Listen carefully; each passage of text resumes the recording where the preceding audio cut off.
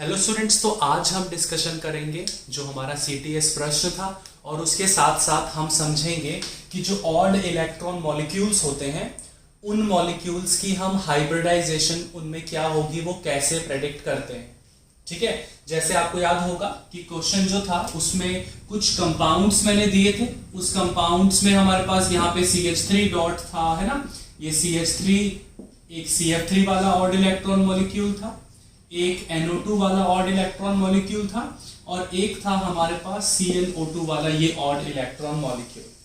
और आपसे ये पूछा गया था कि इन ऑड इलेक्ट्रॉन मॉलिक्यूल्स जो हैं इनकी हाइब्रिडाइजेशन क्या क्या होगी बताइए, और मैच द कॉलम आपको करना था। अगर आपने प्रश्न वो नहीं भी देखा है तो इट्स कंप्लीटली फाइन, आप फिर भी इस क्वेश्चन को अटेम्प्ट कर सकते हैं अभी। ठीक है, तो सबसे पहली चीज क्या है कि हमें पता कैसे चलेगा कि जो ये ऑड इलेक्ट्रॉन है ये एग्जैक्टली कहां पर प्रेजेंट होगा।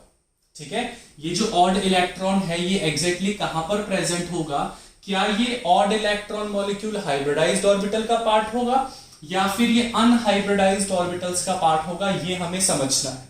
अगर आपने बहुत ज्यादा अच्छे से basic concepts chemical bonding related नहीं किए हैं तो चलिए पहले मैं आपको बेसिक जो केमिकल बॉन्डिंग का ये जो कॉन्सेप्ट है वो बता देता हूं।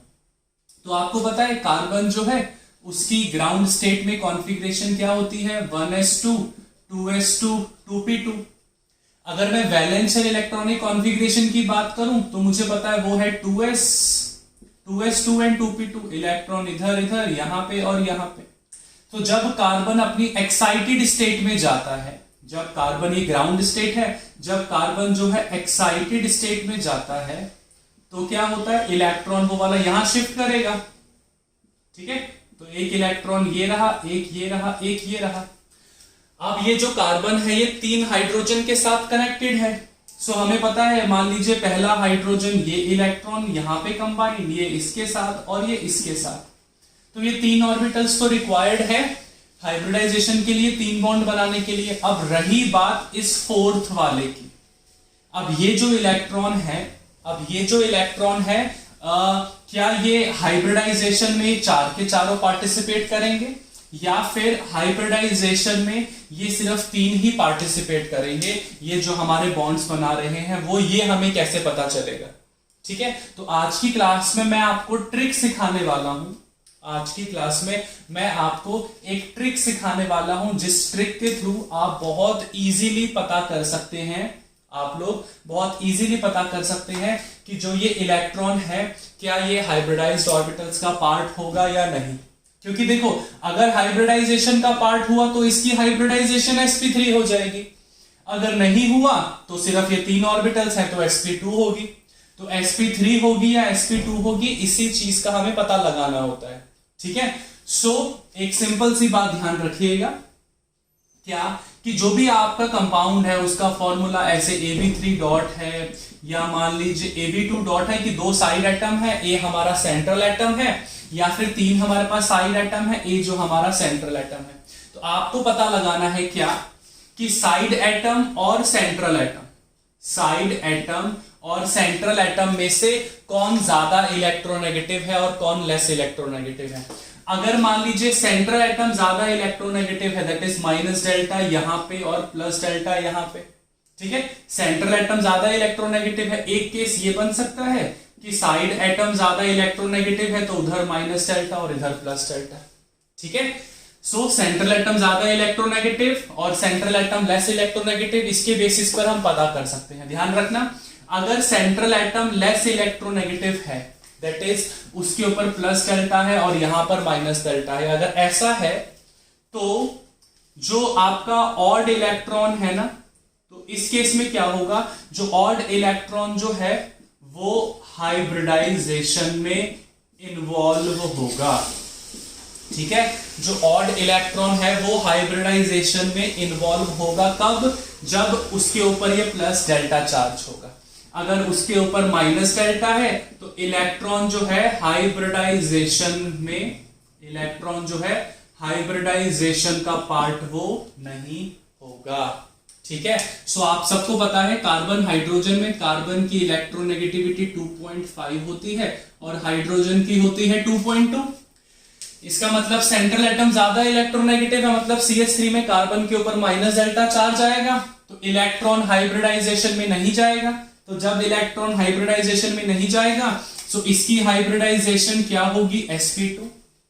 CH3 फ्री रेडिकल की हाइब्रिडाइजेशन क्या होगी, sp2 CF3। अब साइड एटम ज्यादा इलेक्ट्रोनेगेटिव है तो ऑड इलेक्ट्रॉन हाइब्रिडाइजेशन का पार्ट होगा, तो इसकी हाइब्रिडाइजेशन क्या होगी, sp3। ठीक है, NO2 की बात करते हैं। NO2 में भी ऑक्सीजन ज्यादा इलेक्ट्रोनेगेटिव है, मतलब नाइट्रोजन पे प्लस डेल्टा, तो इसका मतलब ये ऑड इलेक्ट्रॉन हाइब्रिडाइजेशन का पार्ट होगा। सो हमें पता है 2 साइड एटम ऑलरेडी है, ऑड इलेक्ट्रॉन भी पार्ट होगा, तो टोटल 3 हो गए, तो sp2। अब हम बात करते हैं ClO2 की। आइए एक चीज और हम समझते हैं। अब केमिस्ट्री है, अगर उसमें एक्सेप्शन ना हो तो मजा ही कैसा। केमिस्ट्री में अगर एक्सेप्शन ना करवाऊं तो मजा ही कैसा। Chemistry without exception is nothing, है ना। चलिए अब यहां पर हम देखते हैं, तो अब हमें यहां लगता है कि जी देखो भैया, ये है आपका प्लस डेल्टा, ये है माइनस डेल्टा, तो ये वाला केस लग रहा है, तो ऑड इलेक्ट्रॉन हाइब्रिडाइजेशन का पार्ट हो जाएगा। एक सिग्मा बॉन्ड और एक ये लोन पेयर।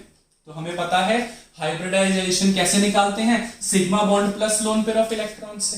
तो sp2 तो इनकी मिला के हो गई, क्योंकि ये वाला केस है तो ऑड इलेक्ट्रॉन भी हाइब्रिडाइजेशन में इन्वॉल्व होगा। बट एक चीज ध्यान रखना, जब कभी भी लोन पेयर ऑफ इलेक्ट्रॉन आ जाए, तब ये ऑड इलेक्ट्रॉन हाइब्रिडाइजेशन में इन्वॉल्व नहीं होता। ओके, सो इस बात का आप सभी लोग ध्यान रखिएगा, तब ये हाइब्रिडाइजेशन में इन्वॉल्व नहीं होगा। इसका मतलब हाइब्रिडाइजेशन जो है वो sp2 ही रहने वाली है, sp3 जो है नहीं होगी।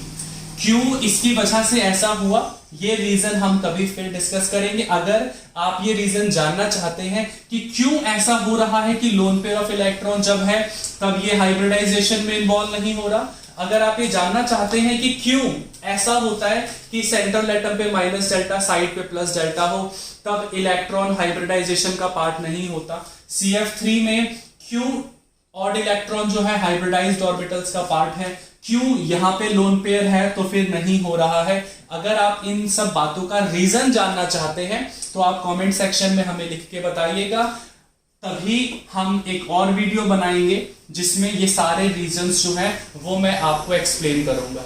Okay everyone, so I hope for the time being, अगर विदाउट प्रॉपर रीजनिंग में जाए, एक बेसिक अगर हमें ट्रिक वाइज अगर हम बात करें, तो आई होप आपको जो ट्रिक हो वो बिल्कुल क्लियर है। सेंट्रल एटम पे प्लस डेल्टा, साइड एटम पे माइनस डेल्टा, तो इलेक्ट्रॉन हाइब्रिडाइजेशन का पार्ट होगा ऑड इलेक्ट्रॉन जो है। अगर उस सेंट्रल एटम पे लोन पेयर ऑफ इलेक्ट्रॉन आ जाए तब वो हाइब्रिडाइजेशन का पार्ट नहीं होगा। सिंपल, 1 मिनट के अंदर आंसर दूं तो ये ट्रिक आपको दिमाग में रखनी है।